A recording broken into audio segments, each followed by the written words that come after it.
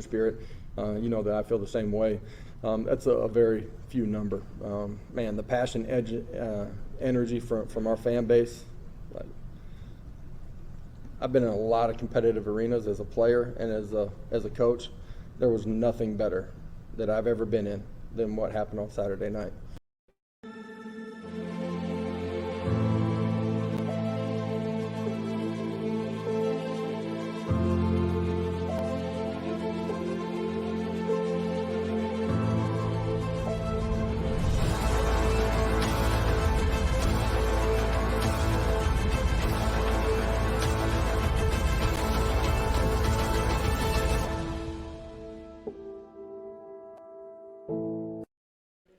Welcome to the Talkin VAWLS Network. My name is Boogie Bentley, and one of the top wide receivers in the transfer portal, Isaiah Neyor, has made it official. He is transferring from Wyoming to the University of Tennessee, coming off of a visit with USC. He had a visit scheduled with Texas, and a lot of the speculation was that he wanted to get back to Texas, but no, seeing Josh Heupel's offense, seeing the development of Cedric Tillman in Josh Heupel's offense was enough for Isaiah Neyor to make it official. He is coming to Rocky Top. We'll get into it. We'll discuss just what that means for this offense. We're going to talk a little bit about recruiting numbers, the needs of this team moving forward. But as always, do me a favor, go ahead and smash that like button just below the video. Whether you agree with what I have to say or you disagree, if you like the content, if you enjoy what we do here, go ahead and hit that thumbs up. It helps the channel, plays the analytics. Also, if you're new to the Talkin VAWLS Network, welcome. We're not experts. We don't pretend to be insiders.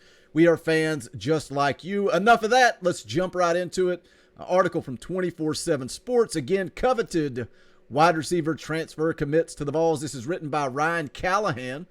The article here says, one of the nation's most coveted wide receivers in the transfer portal is headed to Tennessee. Wyoming wide receiver Isaiah Neyor announced Saturday afternoon in a post on his Twitter account that he has committed to the VAWLS. He tweeted out, "Vol Nation, let's rock hashtag GBO." Now, Isaiah Neyor, 6'2", 210 pounds, big wide receiver out on the outside. When you look at his 40 times, his 40 time is 4.54, but he's clocked as low as a 4.44. But this kid, what I love about him is that he is a playmaker. He is just a playmaker. When you look at Wyoming, coming out of high school, this kid was a two-star. Didn't get a lot of offers, didn't get a lot of run, not a lot of name recognition.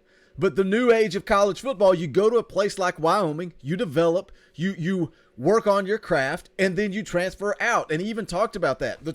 Talked about the need to move to a different school, to play himself into the NFL. But when you look at Wyoming's numbers, as a team, they threw for 2,467 yards and 21 touchdowns. 21 touchdown passes as a team, 12 of those were hauled in by Isaiah Neyor. 878 of those receiving yards were Isaiah Neyor.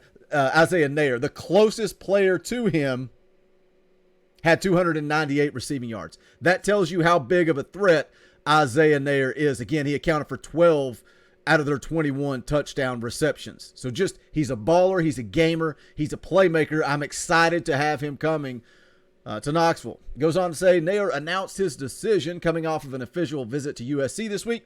He had planned to take official visits to Texas next weekend and Tennessee the weekend of January 21st, but he decided he didn't need to wait that long to make his decision. This article says he's 6'3", 210 pounds. He has 3 seasons remaining of eligibility. Again, that's big. Sometimes we talk about a one and done, coming in, playing for a season, playing for a draft pick, almost like a business trip.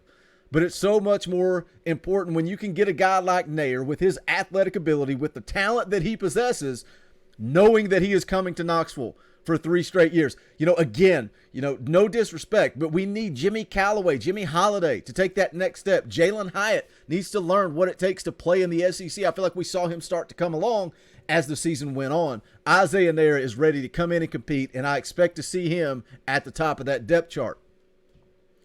Says here he caught 44 passes for 878 yards and 12 touchdowns as a redshirt sophomore.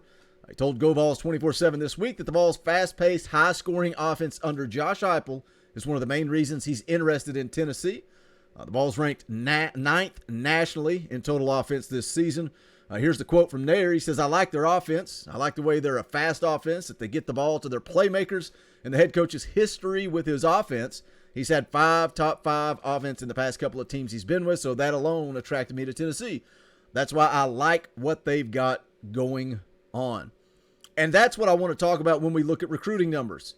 When you pull up the class of 22 and you sort them by talent, at the top of the list, Tyree West, 4-star, defensive line. Addison Nichols, offensive lineman, huge need. We need Addison Nichols to come on fast.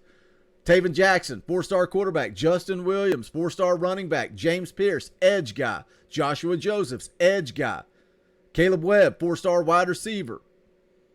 And then you've got Cameron Miller, Dylan Sampson. We are seeing a lot of talent on the offensive side of the ball, and we all know what this football team needs. We all know it. They need help on defense. Again, I say it all the time, but to quote VAWLS Jones, what wide receiver wouldn't want to play in this offense? Of course, Josh Heupel is going to be able to recruit offensive players. We've seen Rodney Garner do what Rodney Garner does, and yes, Jared Verse, the Albany transfer, that was a loss. That was a miss. But it just makes it that much more important that Tyler Barron only spent 24 hours in the portal and decided to come back. But again, when you pull up the class of 22, you look at the top players. You've got offense, because that's what Josh Heupel is known for, and then you've got some defensive linemen that Rodney Garner is going to be able to develop and turn into possible NFL talent. But what are we missing? We're missing linebackers. We're missing guys in the secondary. Is Josh Heupel, I think this is the biggest question when it comes to Josh Heupel and this offensive scheme and recruiting. Are they going to be able to get good enough players at the linebacker position, at the secondary position, to be able to compete with the Georgias, the Alabamas, the Floridas? It's the biggest question for me if Josh Heupel is going to make it at Tennessee. I love the guy. It's way more fun to watch. I love this offense. It's a blast to watch on Saturdays. But you have to question if we're going to be able to get guys in the secondary and guys at the linebacker position.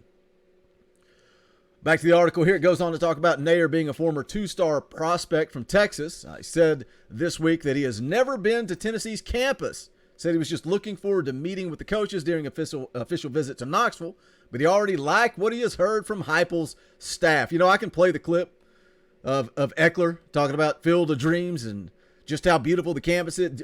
Isaiah Neyor didn't even need to see it. All he needs to see is the highlights in the film. Said he was born and raised in Texas. Said he didn't expect the opportunity to return home to be the deciding factor in where he transferred. He said location's not really a factor. I've heard otherwise, so take it for what it's worth. He said, I'm just looking for a system that fits me best where I can reach my full potential as an athlete, whether it's in Texas or somewhere all across the country. That's my plan. Said he had been in contact with Tennessee's coaches pretty frequently over the last 2 weeks, led by Cody Burns and Alex Golish. Says here the Vols looking to replace 2 of their starting receivers this season, VAWLS Jones Jr. and Javante Payton. Neyor said they envision him playing opposite of Cedric Tillman, who was their leading receiver, became the first player to finish a season with more than 1,000 yards since Justin Hunter. Here's another quote from Neyor. Says they're losing one of their receivers. I think he was behind Tillman in receptions and yards. I forgot his name. But they want me just to go over there and just kind of take his role and just do what I can.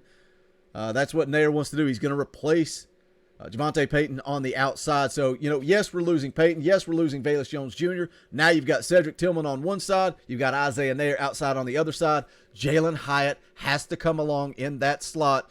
And then, of course, Hendon Hooker's back. This offense is going to roll. This offense is going to score points. But again, the question coming out of this commitment, is the defense going to be enough? At what point do we start to raise a red flag? At what point do we start to be concerned?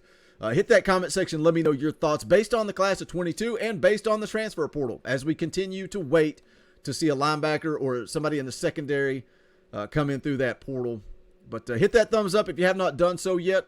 Also, make sure you go and check out the official merchandise of the Talkin VAWLS Network. Just go to bonfire.com/store/Talkin VAWLS. Any and all support is greatly appreciated. We thank you guys for showing up, showing out each and every week. Possibly got a big interview coming up. More news on that later. Make sure you follow us on all platforms. Make sure you're subscribed all that good stuff. We'll let you guys know. But it should be a fun show if we do get it scheduled. But again, bonfire.com/store/Talkin VAWLS. That's going to do it for this one. This is the Talkin VAWLS Network. My name is Boogie Bentley. Go Big Orange. VAWLS.